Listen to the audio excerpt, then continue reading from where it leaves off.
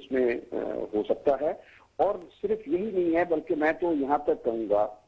یعنی میری کم از کم توقع ہے، اپنی جو پیشہ ورانہ میری جو تربیت ہے اس حساب سے میں توقع کرتا ہوں، اور خاص طور پر وزارت خارجہ کی طرف سے مجھے امید ہے کہ وہ ضرور اس سبجیکٹ کو ان کے بریف میں انہوں نے ڈالا ہوگا، اور وہ ہے کہ جو امبیلنس ہمارے خطے میں امریکہ اور بھارت کے نیوکلیئر ڈیل سے پیدا ہوا ہے، وہ اس امبیلنس کو ختم کرنے کے لیے کوئی اب چائنا اور پاکستان دونوں مل کر کوئی قدم اٹھائیں. جی خان صاحب، میں چاہوں گا یہاں پہ آپ کی موجودگی سے فائدہ اٹھاؤں، کیونکہ یہ آپ کیونکہ سابق سیکرٹری خارجہ ہیں، بڑی طویل آپ کا تجربہ ہے خارجہ امور میں، میں بھی ایک طالب علم ہوں خارجہ امور کا. میں چاہوں گا کچھ جو پرسیپشنز پائی جاتی ہیں، ایک طرف یہ کہا جاتا ہے کہ ہماری پالیسیز کو انڈیا سینٹرک نہیں ہونا چاہیے. آپ نے ابھی فرمایا کہ انڈیا سے جو ایگریمنٹ ہوا ہے اس کے بعد امبیلنس پیدا ہوا ہے، اس کو ریکور کرنے کے لیے ضروری ہے کہ چائنا سے ہمارا ایگریمنٹ ہو جائے. آپ کیا سمجھتے ہیں کہ ہم کس طرح سے بیلنس کر پائیں گے؟ ایک طرف تو ہم فرینڈز آف پاکستان کے فورم پر امریکہ کے ساتھ بہت اپنے ریلیشنز کو استوار رکھنا چاہتے ہیں، پھر اگر ہم چائنا کے ساتھ بھی رہیں گے تو کیا یہاں پہ ہم بیلنس برقرار رکھ پائیں گے، یا اس کی ایسی کوئی خدشات نہیں ہے جن کا اظہار کچھ جرائد میں ہو رہا ہے؟ جی جاوید صاحب، میں عرض کرتا ہوں، میں بالکل آپ سے متفق ہوں، اور اس خیال سے بھی جو آپ نے فرمایا کہ آج کل یہ ایک عام رائے ہے کہ ہمیں انڈیا سینٹرک نہیں ہونا چاہیے، میں بالکل متفق ہوں. ہمیں کسی اور ملک کے ساتھ سینٹرک ہونا ہی نہیں چاہیے، ہمیں صرف اور صرف پاکستان سینٹرک ہونا ہے. اور پاکستان سینٹرک ہونے کے لیے ہمیں ہر وہ ڈیولپمنٹ جس سے ہمارے خطے میں امبیلنس پیدا ہوتا ہے تو اس کا نوٹس لینا بہت ضروری ہے. اور یہ جو امریکہ کی یہاں پر اس خطے میں اس وقت افغانستان میں جس طریقے کی موجودگی ہے، پھر انڈیا اور امریکہ کا جو نیکسس ڈیولپ ہو رہا ہے، اور ان کا جو 10 سالہ ایک بہت اسٹریٹجک قسم کا پلان ہے، اور اس کے ساتھ ساتھ افغانستان کے ساتھ جو کچھ نئی ڈیولپمنٹس ہو رہی ہیں، تو اس خطے میں ہمارے لیے بہت ہی اومینس چیلنجز پیدا ہو گئے ہیں. اور میں صرف اسی وجہ سے یہ کہتا ہوں کہ اس دورے میں یہ، اور چائنا میں یقیناً اس بات پر پوری ہمدردی ہے، اور چائنا کو احساس ہے جو اس ڈیولپمنٹ انڈیا اور یو ایس کے نیوکلیئر ڈیل کے بعد جو پیدا ہوئی ہے. ہم کوئی یہ نہیں کہ چائنا سے ہم کوئی آؤٹ آف دا وے چیز مانگ رہے ہیں، ہماری جو ایک روایتی پالیسی رہی ہے ایون بیفور 98 جب ہم نے انڈیا کے نیوکلیئر دھماکوں کے بعد جواب دیا تھا، اس سے پہلے 74 سے لے کر 20-25 سال تک ہماری جو پالیسی تھی وہ نان پرولیفریشن سینٹرڈ تھی. ہم تو ہمیشہ انیشیٹو دے رہے تھے. ہماری ایک اپروچ رہی ہے، وہ یہ ہے کہ نیوکلیئر فیلڈ میں اور اسٹریٹجک ایریاز میں نان سلیکٹو، نان ڈسکریمنیٹری اور کرائٹیریا بیسڈ اپروچ ہونی چاہیے، جو کہ اب امریکہ اور انڈیا کے حوالے سے جو ڈیل ہوا ہے اس میں فالو نہیں کی گئی. اور یہ بالکل وہی چیز ہے جو امریکہ اور اس کے دوسرے مغربی اتحادیوں نے کیا آپ نے بہت ہی جامع انداز میں ان معاملات پر روشنی ڈالی. میں چاہوں گا آپ مجھے یہ بتائیے گا کہ جو جس قسم کا امبیلنس جس کا آپ ذکر کر رہے ہیں وہ ہندوستان اور امریکہ کے درمیان جو ایگریمنٹ کے بعد سامنے آیا ہے، کیا آپ یہ سمجھتے ہیں کہ چین کی نیوکلیئر صلاحیتیں اور پاکستان کی ریکوائرمنٹس اگر ایک سملر ملتا جلتا ایگریمنٹ پاکستان چائنا سے کر لیتا ہے تو کیا ہم وہ بیلنس ریسٹور کر پائیں گے؟ اور کیا اس کا خدشہ تو نہیں ہوگا کہ دوبارہ سے آرمز ریس جو ہے وہ شروع ہو جائے ریجن میں؟ جاوید صاحب، یہ میں بتا دوں کہ 98 میں بھی ہمیں اسی قسم کی صورتحال درپیش تھی. اس وقت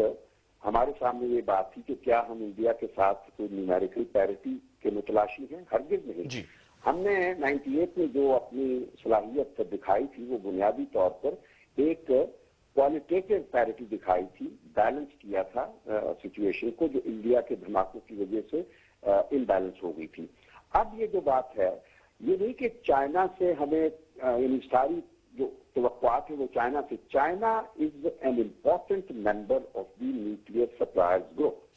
ہم چاہتے ہیں کہ پاکستان، میرا یقین ہے کہ ہماری حکومت بھی یہ کوشش کر رہی ہوگی کہ ہمیں نیوکلیئر سپلائرز گروپ میں ہمارا کیس چائنا پلیڈ کرے کہ جس طرح انڈیا کے کیس میں، کیونکہ انڈیا اور پاکستان کا کیس بالکل آئیڈینٹیکل ہو گیا ہے 98 کے بعد، دونوں ممالک ایسے ہیں جنہوں نے NPT سائن نہیں کیا ہوا، جو CTBT نہیں سائن کیا ہوا، دونوں نے دھماکے کیے، اپنی صلاحیت ڈی فیکٹو اسٹیبلش کی ہوئی ہے، تو کوئی وجہ نہیں کہ دونوں کے درمیان ایک ڈسکریمنیٹری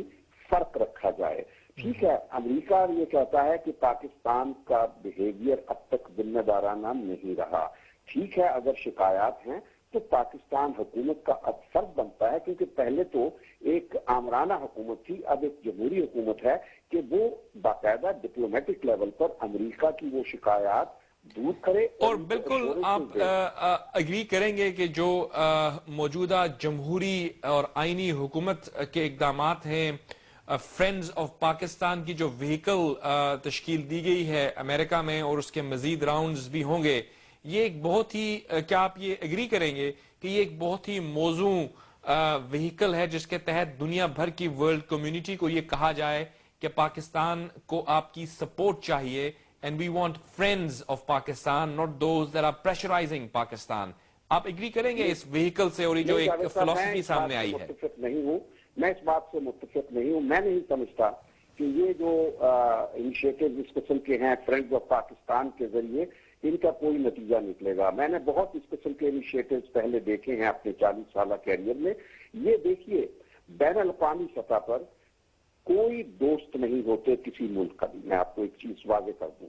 صرف مفادات ہوتے ہیں ہر ملک کے، جن کے ساتھ ہر ملک دوستی نبھاتا ہے۔ تو جو فرینڈز آف پاکستان نام نہاد جو ہیں، سو کال فرینڈز آف پاکستان ہیں، ان کے انٹرسٹ سرو کرنے ہوں گے ہمیں، وہ توقع کریں گے ہم سے، اگر وہ ہمیں مدد دے رہے ہیں، کہ ہم ان ریٹرن کیا ان کو کریں گے، کوئی بے غرضی نہیں دکھائے گا۔ لیکن کیا آپ یہ نہیں سمجھتے، معذرت کے ساتھ، کیا آپ یہ نہیں سمجھتے کہ ان لوگوں کو، دیکھیے یہ ایک فنڈامنٹل ڈفرنس رہا ہے، کچھ مبصرین یہ سمجھتے ہیں کہ ماضی میں حکومتیں جو رہی ہیں انہوں نے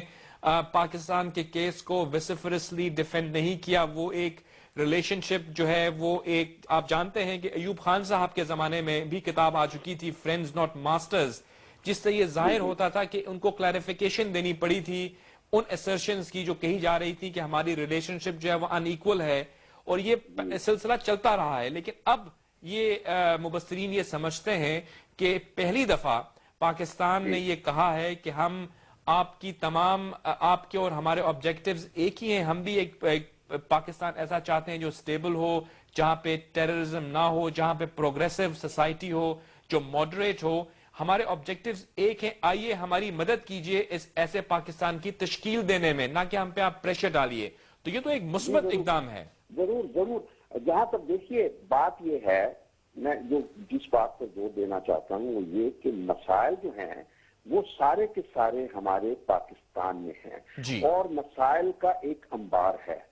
اور ان مسائل کا حل کہیں بھی ملک سے باہر نہیں ہے۔ صرف یہ ہے کہ ٹھیک ہے، اگر دوسرے ممالک جو فرینڈز آف پاکستان ہیں، اگر وہ واقعی ہمیں ہمارے مسائل میں مدد دینا چاہتے ہیں تو ضرور دیں، لیکن یہ کہ ہم صرف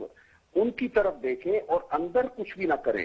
تو پھر آپ کا مسئلہ کوئی حل نہیں ہوگا۔ میرا مقصد کہنے کا یہ ہے، ہولسٹک اپروچ کی بات کر رہے ہیں، آپ کی مدد کریں گے جب آپ اپنے مسائل کو خود ایڈریس کرنے کی صلاحیت رکھیں گے۔ اب ٹیررزم کا مسئلہ ہے، اب یہ جنگ ہماری ہو گئی ہے، ہماری جنگ نہیں تھی، اور جنرل مشرف اس کو اپنی ذاتی اقتدار کی خاطر اور اپنی ریلیونس اسٹیبلش کرنے کے لیے افغانستان میں یہ جنگ لڑی جانی تھی، امریکہ نے طالبان کے خلاف اس کو کھینچ کر پاکستان لائے، اور یہ جنگ اب ہماری ہو گئی ہے۔ لیکن